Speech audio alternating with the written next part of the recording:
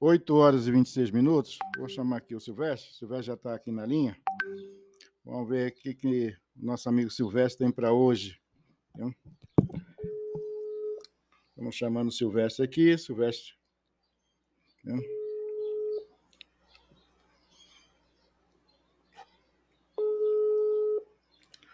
Opa, cadê o Silvestre?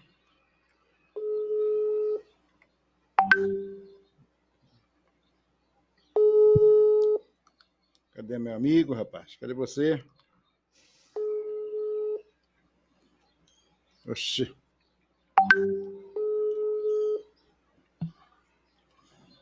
8h23 aqui no meu o'clock. Silvestre não atendeu a primeira chamada. Vamos ver aqui. Deixa eu passar mais uma. Já está aqui de volta. Bom dia, mestre. Seja bem-vindo nessa segunda-feira ao Programa Livre. Tudo tranquilo? Final de semana? Modo de dizer, sim, né? Trabalhei, como todo final de semana. Sem novidade. Me conta novidade. Eu quero saber de novidades, pô. E você trabalha o final de segunda a domingo, não é novidade para ninguém. Agora, quero saber o que aconteceu politicamente nesse final, esse final de semana de sexta para até hoje. A política, bom dia, Santana, bom dia, ouvintes. Bom dia. Iniciando mais uma semana aí do Programa Livre, na Rádio Jornal Metropolitano. Bom, não tem grande novidade, a polarização continua acirrada, o país praticamente paralisou, todo mundo voltado aí para ver o que vai sair depois do dia 30 de outubro, dessas urnas.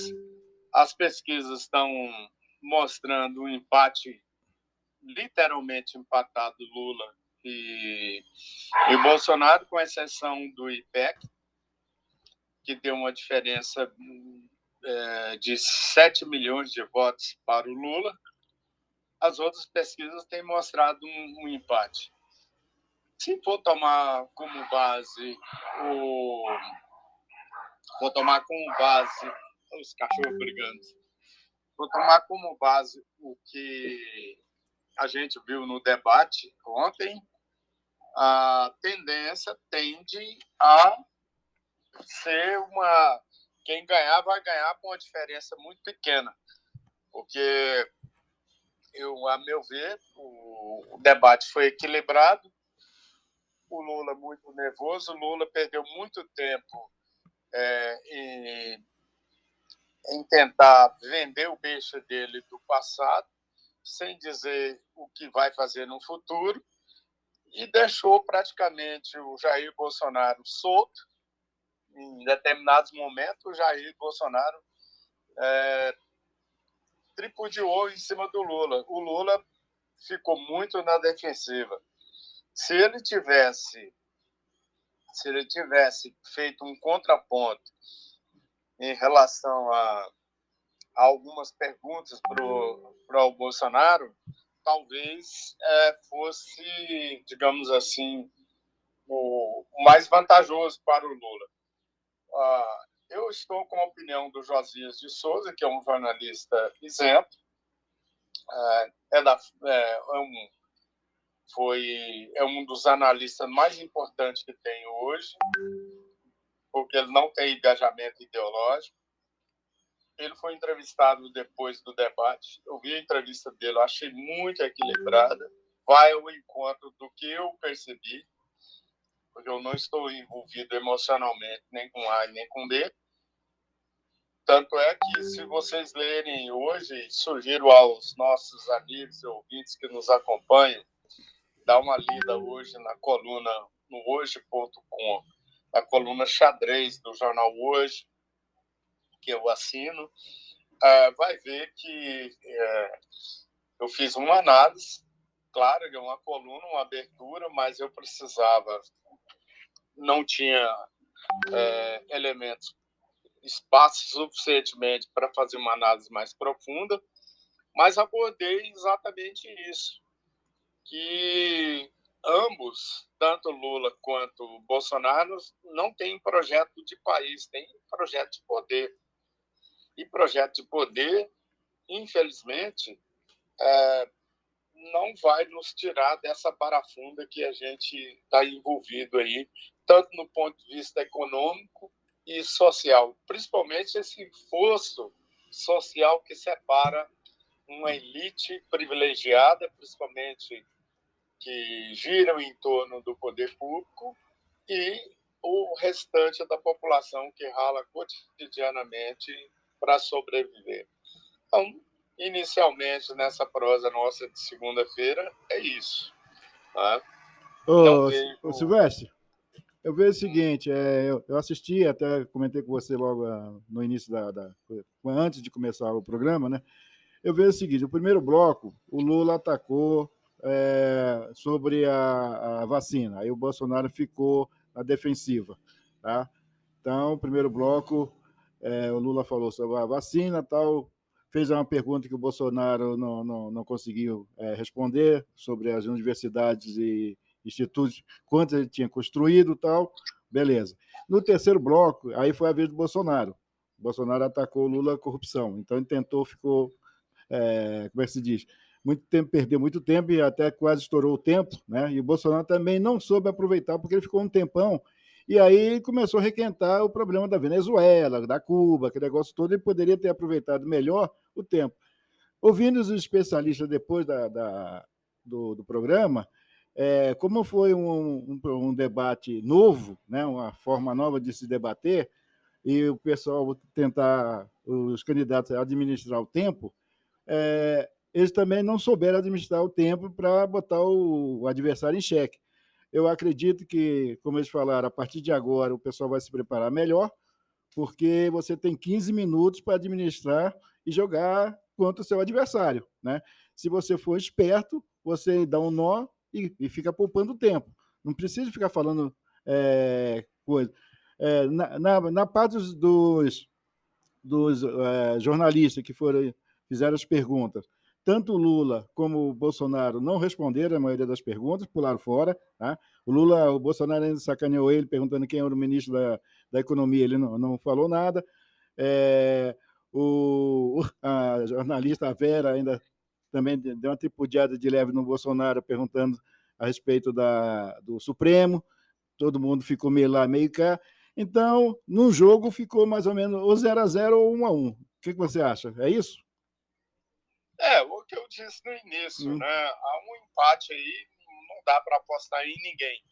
Agora, quanto àquela questão das universidades, a gente sabe que o PT foi um dos maiores índices de corrupção, esse negócio de universidade, quando abriu o FIES, muita gente abriu faculdade caça-níquel. E isso não ajudou muito. E quanto a abrir a universidade, o que nós criamos? Criamos analfabetos funcionais. Até hoje, a gente continua encontrando muita gente com um diploma universitário, sendo Uber, trabalhando em outra atividade que não seja graduação universitária. Então, assim, faltou um planejamento mais voltado para o meio, para a produção meio, que é a especialidade, criar mais especialistas na geração de emprego. Hoje mesmo, a manchete do jornal Hoje é exatamente isso. Há uma necessidade enorme de mão de obra qualificada. Não existe mão de obra qualificada no país. E nenhum país no mundo desenvolve sem uma mão de obra especializada. Os Estados Unidos é forte, assim como vários países da Europa, Alemanha, enfim, são fortes porque tem uma mão de obra especializada. Todo cidadão lá que trabalha numa fábrica ou em qualquer outro lugar, ele tem uma especialização intermediária e não necessariamente um diploma universitário. Então, assim, eu tenho cá minhas dúvidas sobre esse negócio de criar tanta universidade. Acabou privilegiando os chamados caça-níquel. Eu espero, ganhando Lula, ou Bolsonaro, que haja realmente uma reflexão em relação à condução não só econômica, mas de planejamento em relação ao país. O Lula terá a oportunidade de refazer, ou pelo menos tentar reconstruir o que ele destruiu no ponto de vista de esperança, que foi lá atrás. Lá atrás, ele era a esperança. E foi uma decepção. Eu espero que, se ele ganhar, ele realmente volte a ser uma esperança concreta e não apenas falácias e narrativas tão digamos assim, tão oportunas que a pedagogia de esquerda utiliza, assim como da direita também. É isso. Bom, isso aí a gente só vai saber agora dia 30, porque o jogo está empatado e não há favorito. Empatadíssimo. E não há favorito, Empatado. entendeu? O problema todo continua aquele negócio, rede social. Interessante onde apareceu o Sérgio Moro, né? O Sérgio Moro dando de pirata no final da entrevista lá do Bolsonaro. Né?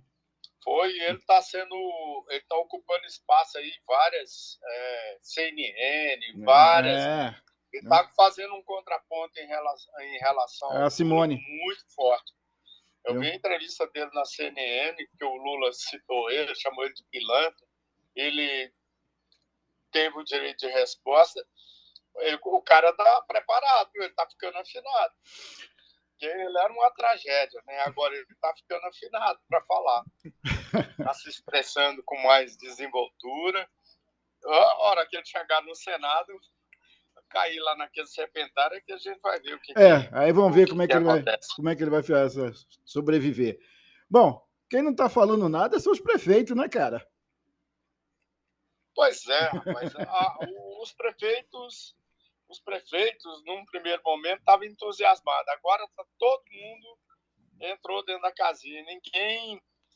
há um movimento aí, inclusive eu tinha feito uma nota, mas só que estourou, eu vou deixar para amanhã, mas tem vários prefeitos aí cobrando de outros, dos colegas, para se manifestar. Ninguém quer se manifestar.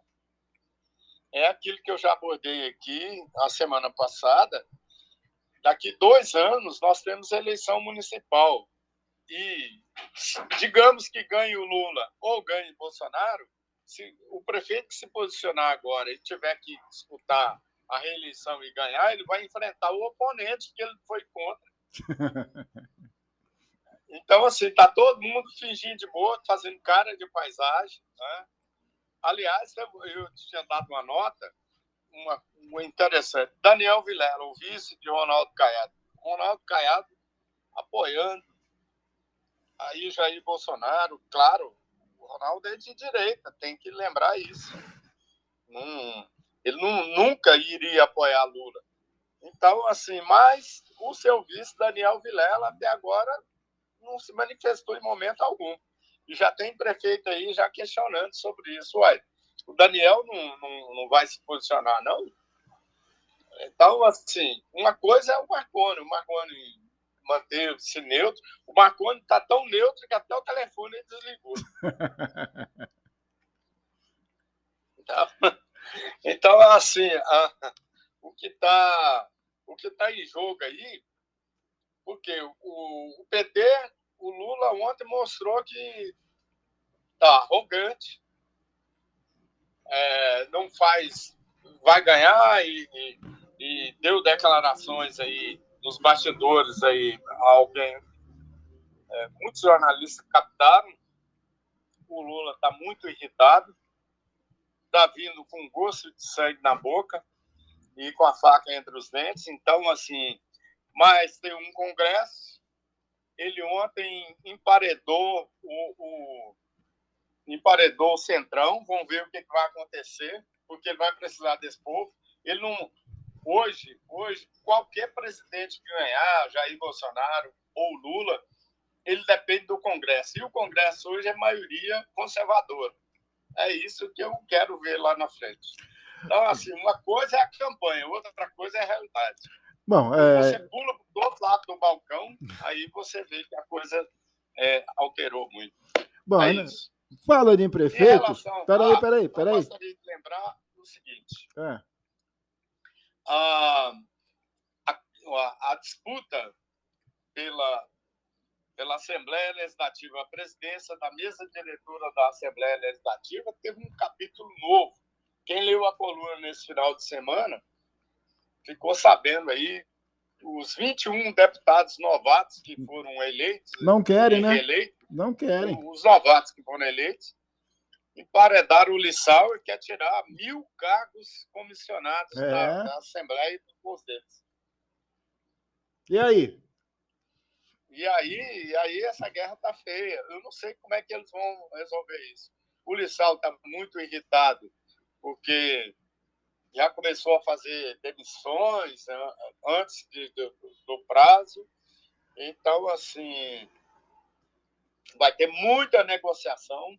Eu soube que os prefeitos do entorno estão se mobilizando aí, quer ter os representantes, por exemplo, tem representante de Águas Lindas, Valparaíso e 2 de Lusiânia. Esses 4 deputados que foram eleitos, eles, obviamente, a região, pela importância dela, ela vai ter assento na mesa diretora. Aí que está a encrenca. Estou acompanhando isso de perto, acredito que amanhã vou ter novidades sobre isso. Gostaria, vou ver se eu consigo uma entrevista aí, ou com o Cambão, ou com o Cristóvão Tormin, ou o Anderson Teodoro, a ver se ele fala sobre isso. O Anderson é muito ainda, ele não é muito de posicionar, mas pelo que eu conversei com alguns prefeitos, os prefeitos estão aí pressionando para ter espaço na mesa diretora e não vai deixar o Caiado solto ao escolher o entorno que terá representatividade no secretariado de Ronaldo Caiado com expressão realmente de destaque. É isso que a gente está aguardando aí e o que eu tenho ouvido nos bastidores junto a esses prefeitos. Quanto ao apoio ao presidente da República, está todo mundo aí, de uma certa forma, com exceção do Fábio Mossoró, que abraçou de vez a candidatura de Jair Bolsonaro. Os demais estão assim, meio muristas, sabe? O Carlinhos do Mangão, por exemplo, não se manifestou, disse que vai manter-se neutro. O Diego Salgado até agora não disse aqui. Veio Daniel do Sindicato de Cristalina, que é ligado ao agronegócio também, calado, mudo. O Fábio Corrêa, de Cidade Ocidental, doutor Lucas Antonietti, enfim. O Aleandro, em Santo Antônio do Descoberto, tem manifestado pouco, assim como o Cristian Mário em Planaltina. O Gustavo Marques, em Formosa, está numa situação complicadíssima, porque um dia sim, outro também a polícia está batendo na porta de Formosa, que, aliás, Formosa é um capítulo à parte, porque o que tem aparecido de escândalo em Formosa, desde a saída de Itamar Barreto, nunca mais a cidade parou de ser visitada pela polícia. É isso, Carlos Santana. Agora me diz o seguinte, que história é essa? Marconi agora está de olho na prefeitura do Rogério Cruz, é? Há essa possibilidade do Marconi vir a disputar. Eu escrevi sobre isso. Foi. Qual é a tese? A tese é o seguinte, o Marconi ele não tem como ficar 4 anos sem protagonismo político. Ele precisa disputar a prefeitura. Por quê? Porque ele precisa estar primeiro, em evidência. Segundo, ele tem chance de tornar prefeito. Ele pode repetir o Íris Rezende e ter um ponto de alavancagem. A análise é o seguinte, ele ficaria, ao invés de ele fazer igual fez o João Dória, que ficou só 2 anos, disputou a reeleição, foi eleito, e depois disputou o governo, ele pode ficar 6 anos na prefeitura e disputar o governo, porque aí ele vai disputar com o Daniel não vai estar no jogo, porque em 2026 o Daniel é o candidato natural. O Marconi, ser eleito prefeito, seria o melhor dos mundos para o Daniel, o melhor dos mundos para o Marconi, porque o Marconi teria um protagonismo. E 4 anos depois, ou seja, daqui a 8 anos, Marconi voltaria ao governo tranquilo, porque ele ainda é novo, ele estaria com 68 anos. Né? Eu não vou estar vivo até lá, mas Calma, tudo bem. calma. Isso é um capítulo à parte. Então, é isso. Esse é o plano, é um dos caminhos para Marconi Perillo. Caso contrário, o Marconi vai amargar aí 4 anos aí de praticamente no limbo. E 4 anos não tem condições de ele, em 2026, disputar o governo se ele não tiver um protagonismo. Então, assim, fala até que ele pode disputar a prefeitura de Anápolis, que ele tem um bom capital político lá, Aparecida, refazer o caminho que o Maguito fez, saiu do governo e foi disputar a prefeitura de Aparecida, que é muito importante, mas o foco mesmo vai ser a prefeitura de Goiânia. Por quê? Porque o Marconi fez muitas obras, tem muitas obras em Goiânia, ele tem um bom capital político junto ao funcionalismo público. Lembre-se de uma coisa, o funcionalismo público vai ficar muito irritado com o governo Caiado por conta do regime de recuperação fiscal. Então, terá pouco aumento. Então, assim, vai ser uma pedreira. Já pensou? PT, Hein, Silvestre? o Marconi pode, na disputa, o Marconi vai enfrentar aí o PT, porque a Adriana Arcossi vem como candidata a prefeito em 2024. Não tenha dúvida sobre isso. O PT não vai deixar essa oportunidade passar, porque o Rogério está muito mal, está ruim com a população, ruim na gestão, enfim. Então, quando o candidato é fraco, todo mundo quer tomar o lugar dele. Então, vai ter muitos candidatos aí. É isso que está em avaliação. Mas vai ficar engraçado o Caiado governador e o Marconi prefeito de Goiânia, hein? Que dupla, hein? Pois é. Mas tudo é possível. Bom, Bruno Peixoto vai estar na disputa da Câmara? Da Assembleia, aliás? O sonho dele é ser presidente da Assembleia Legislativa. Esse é o sonho. Por quê? Porque ele também é um dos postulantes a candidato a prefeito de Goiânia, pelo União Brasil, partido de Ronaldo Caiado. Esta é a jogada que está aí sendo ensaiada. Vamos ver se dá certo. Mas aí é aquele negócio, o Ronaldo já teria como aliado, em tese, o Daniel. Aí joga de novo o Bruno, ele vai cruzar os braços de novo? Não, é candidato a prefeito, né? Porque o Daniel não é candidato a prefeito. Daniel Vilela? Não é candidato a prefeito. Ele não vai querer... Não. O MDB não... O projeto do MDB é 2026.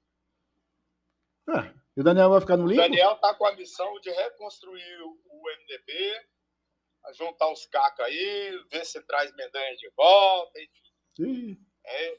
Essa é a jogada. Porque o Mendanha nem partido tem. Tá no limbo, né? Nem partido tem. Bom, outro também que, só para a gente terminar... 23 minutos! Espera aí, falta mais 2. Qual é a mudança aí no PRTB? Bom, o PRTB pode, além de ter está numa briga interna, o PRTB tende a perder aí, ele tende a ter mais dois candidatos, 2 vereadores.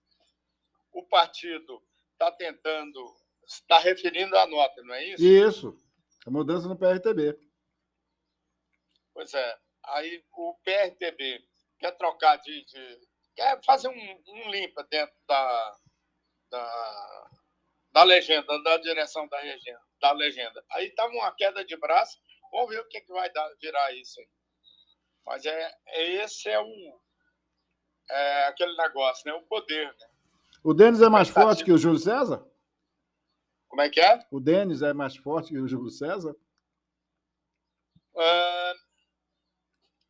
Não, rapaz, não dá para mensurar isso. Cada um tem... que o Denis é nacional, né? O Denis é nacional. Cada um... Agora, o Júlio César foi Goiânia. deputado, né? Então, e aí? Vamos ver o que vira. Pô. Bom, amigo, um abraço e até amanhã, 8h48, aqui no meu. É isso mesmo, 8h49. Um abraço e fui. Até amanhã. Tchau. 8h48, vai virar 8h49. Nós acabamos de bater um papo com o Wilson Silvestre e segue o programa.